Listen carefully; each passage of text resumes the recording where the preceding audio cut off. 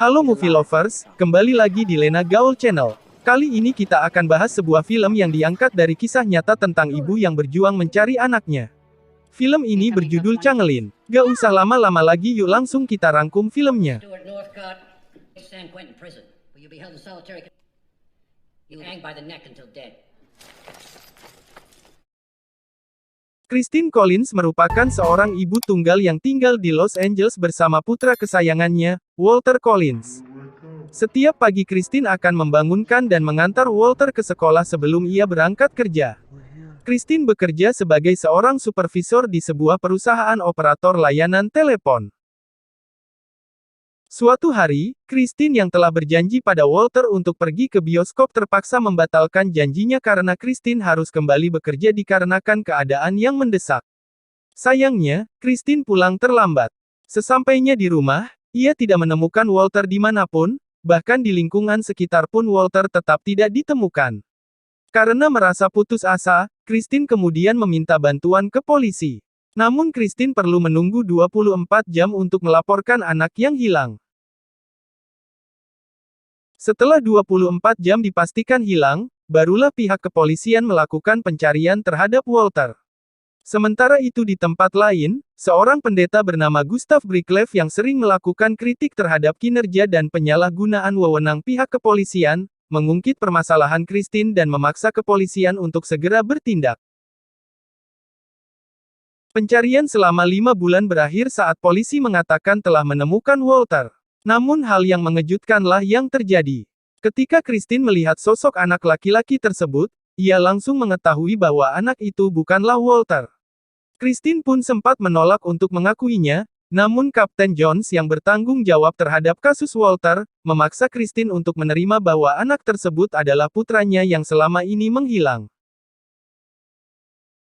Setelah tinggal beberapa hari dengan Walter palsu, Christine menemukan bukti fisik yang semakin meyakinkannya bahwa anak tersebut bukanlah Walter. Christine pun terus mendesak dan meyakinkan Kapten Jones tentang anak palsu tersebut. Namun Kapten Jones malah mengirim seorang spesialis anak dan menyudutkan Christine di media tentang bukti fisik yang ditemukan Christine. Pastor Gustav mengingatkan Christine, bahwa pihak kepolisian sering melakukan hal buruk dan tidak sesuai prosedur jika ada hal yang tidak sesuai dengan keinginan polisi. Kegigihan yang terus Christine lakukan untuk menemukan Walter dan mengatakan polisi salah menemukan anak, bisa membuatnya menjadi salah satu target polisi. Untuk bisa membuktikan kebenaran tentang anak palsunya, Christine meminta bantuan dokter gigi sang anak dan guru sekolah yang mengenal Walter dengan baik. Kedua orang tersebut pun bersedia bersaksi untuk membuktikan bahwa anak tersebut bukan Walter. Karena kecewa dengan kinerja polisi yang tidak menanggapi perkataannya tentang anak palsunya, dan tidak adanya permintaan maaf dari kepolisian, Christine pun memutuskan berbicara kepada media. Hal itu tentu saja membuat pihak kepolisian tidak senang, terutama Kapten Jones yang merasa nama baiknya tercoreng.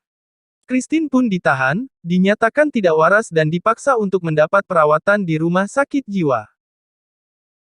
Di rumah sakit jiwa, Christine didaftarkan dengan menggunakan kode 12 yang berarti pasien dari polisi. Christine pun dimasukkan ke kamar pasien tanpa diperbolehkan menghubungi siapapun. Di tempat yang berbeda Detektif Lester Bera melakukan perjalanan ke sebuah peternakan di Winneville, untuk mengatur deportasi seorang anak lelaki bernama Sanford Clark yang berusia 15 tahun ke Kanada. Di rumah sakit jiwa, Christine berkenalan dengan seorang wanita yang juga pasien kode 12 bernama Carol Dexter.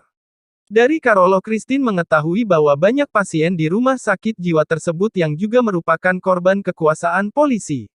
Dokter di rumah sakit jiwa yang bernama Dr. Jonathan, dan merupakan antek polisi mendiagnosa bahwa Christine mulai berhalusinasi. Sementara di kantor imigrasi, Sanford Clark menceritakan kepada Detektif Lester Bera tentang penculikan dan pembunuhan yang dilakukan oleh sepupunya Gordon Northcott. Sanford yang dipaksa membantu, mengingat anak-anak yang telah diculik dan salah satunya adalah Walter Collins. Lester memberitahu Kapten Jones tentang temuannya, namun Kapten Jones merintahkan Lester untuk membawa Sanford kepadanya, dan tidak boleh bicara kepada siapapun tentang temuannya. Namun, Lester yang penasaran membawa Sanford ke tempat di mana ia mengatakan di mana mayat anak-anak tersebut dikubur. Potongan demi potongan tulang belulang anak-anak yang dibunuh pun ditemukan. Di rumah sakit, Christine dipaksa meminum obat oleh para perawat. Christine menolak, namun Dr. Jonathan malah menganjurkan Christine menandatangani surat yang berisi bahwa ia telah melakukan kesalahan dan menuduh polisi. Christine pun dengan tegas menolak. Pastor Gustav yang telah mengetahui keberadaan Christine dari Kapten Jones, mendatangi rumah sakit jiwa sembari membawa surat kabar yang berisi artikel tentang pembunuhan anak-anak di Winneville untuk diberikan kepada Dr. Jonathan. Christine pun dibebaskan agar tidak memperkeruh keadaan. Setelah mengetahui bahwa Walter merupakan salah satu korban penculikan, Lester pun langsung menginterogasi Walter palsu dan mengancam akan memenjarakan Walter palsu jika berkata bohong.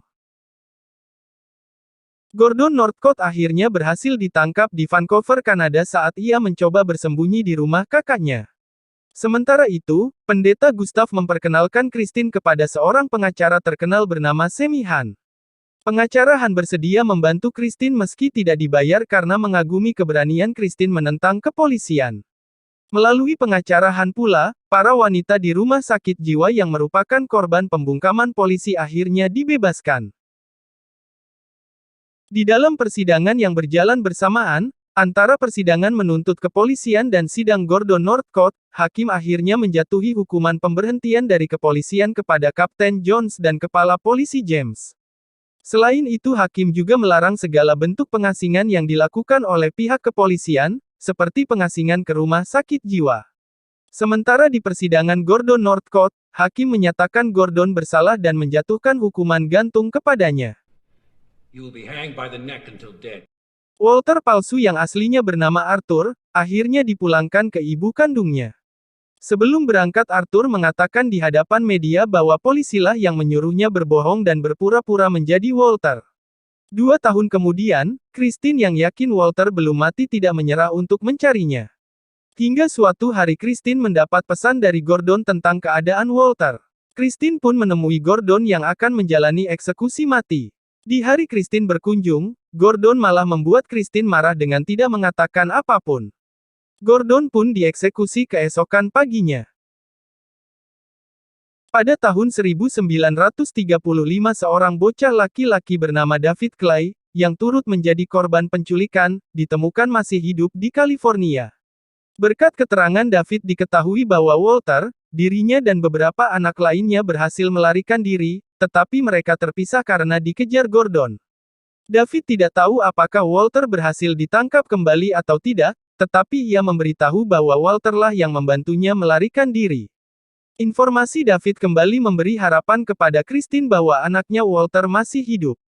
Detektif Lester pun memberi pujian kepada Christine yang memiliki seorang anak yang pemberani. Christine pun mengatakan betapa bangganya ia dan ia akan tetap melanjutkan pencariannya. Kisah Changeling pun berakhir.